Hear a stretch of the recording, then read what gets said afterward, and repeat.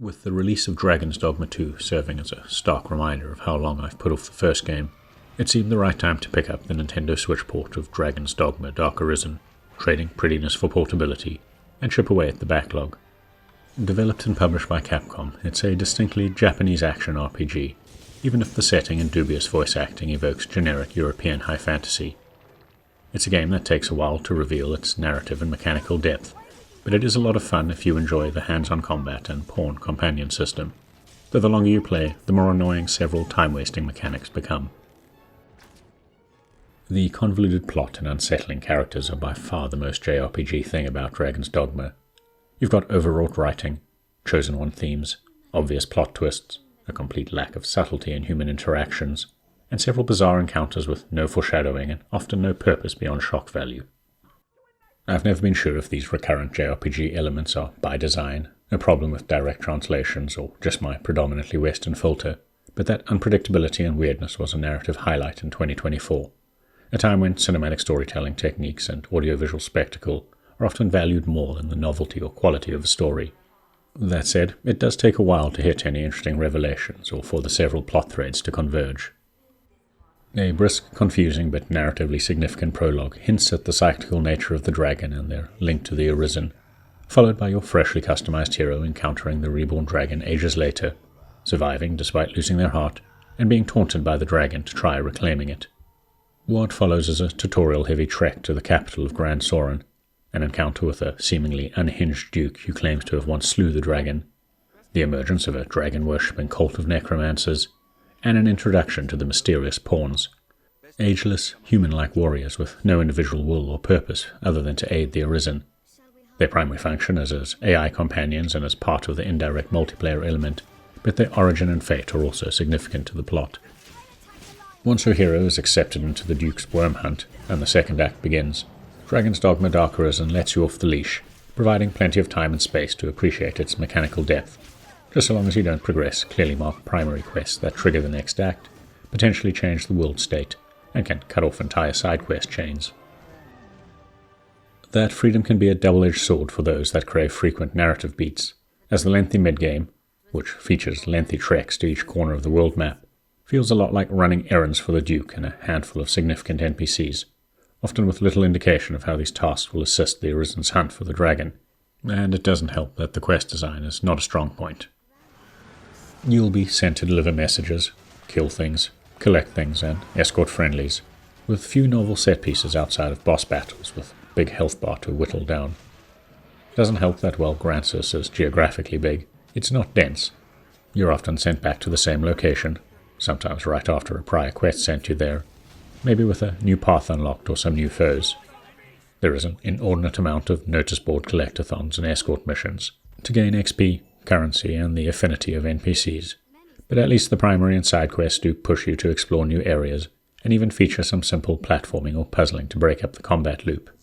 They offer more cutscenes, flesh out the lore, handle the world building, and even offer player choice, though that rarely amounts to much more than access to new gear or a temporary ally. Even the endgame choices ultimately loop you back towards a canonical ending. On the upside, simply exploring Grand Sis is initially thrilling and sometimes felt like a janky sandbox-style RPG you'd get from European developers like Piranha Bytes or Spiders. The sort of game where you can exploit the terrain or enemy AI to survive battles well beyond your character level and gear. Unlike those games, the action is more hands-on and a skillful player can also defy the odds if they avoid damage and exploit weak points. Dragon's Dogma Arisen never feels as slick as Capcom's dedicated action games, think Devil May Cry, but your hero can still run, jump, and grapple enemies. They have a light and heavy attack complemented by blocks, parries, and rolls. You can equip up to 6 special abilities or spells, and, as with so many games in a post-Dark Souls world, you're primarily limited by your stamina bar. With no level scaling, high-level monsters patrolling parts of the world, and even tougher foes emerging after dark, Grand Sis is a dangerous place and not one to be explored alone. Aiding you is a fully customizable main pawn, and up to 2 others that you can recruit in the world or summon from Rift Stones, some of which are actually other players' main pawns if you enable the online mode. The game offers a flexible vocation system with basic, specialized, and hybrid classes, each leveled individually and offering unique augments, think active skills or passive buffs, that you unlock using discipline points and assigned to limited slots. You can do the same for your main pawn, and while you can't control them directly, you can gear them up and assign augments that best complement your playstyle. For other pawns, you can always view their skills and gear before recruiting them, dismiss them and recruit others when you need to change strategy, and even expend rare rift crystals to hire powerful pawns at a higher level than your party. The lack of direct party control might not appeal to everyone, but it adds a degree of randomness to combat and allows for emergent scenarios, in which it can feel like the pawns are reacting to the situation, despite pulling from a relatively limited pool of AI behaviors. That said, you can request basic behaviors from your main pawn, such as prioritizing larger foes or protecting your hero, and they learn from your actions, like charging in aggressively versus baiting enemies, or prioritizing looting before finishing off stragglers. In and out of combat, pawns also provide constant guidance, perhaps a little too much. They've got a few lines for each quest stage. They can guide you to objective markers in the world. They call out enemies in weak spots, and even remind you of the appropriate weapon or magic type to use against them once they've observed its effects. They're not complex party companions with deep backstories, unique quests, or romance potential, but they also never complain, no matter how you treat them, and are infinitely more reliable after a bit of on-the-job training. By far my biggest criticism of Dragon's Dogma Dark Arisen is the presence of mechanics that feel like they're wasting your time. The combining mechanic feels bloated for the sake of it, allowing you to break down or refine hundreds of ingredients and crafting parts into only a dozen or so truly useful items. Separate inventory and equipment menus make distributing, comparing, and equipping gear or consumables a pain. And there are quests tied to time of day, but no way to sleep until dawn of dusk outside of 2 inns and rare camps. Most problematic, however, is a combination of the aforementioned scale of the world, bland quest design, and reuse of locations, with severely limited fast travel options, something that was apparently even worse in the 2012 original. To be fair, the Dark Arisen update introduced an eternal ferry stone, so you no longer have to pay or scavenge for them to travel to port crystals.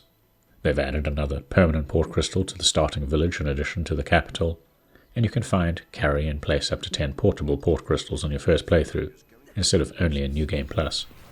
The downside is, despite these tweaks, you still spend an inordinate amount of time retreading the same paths, battling through the same respawning mobs, and opening the same respawning loot chests. Does it support the leveling and gear system? Sure, but it slowly drags down the experience the longer you play, and that initial sense of wonder exploring Grandsis with my party of pawns eventually gave way to frustration, as samey quests would send me trudging back and forth for little gameplay or narrative reward. If you've got this far, please consider giving the video a like and maybe subscribing to our channel, as it helps us grow.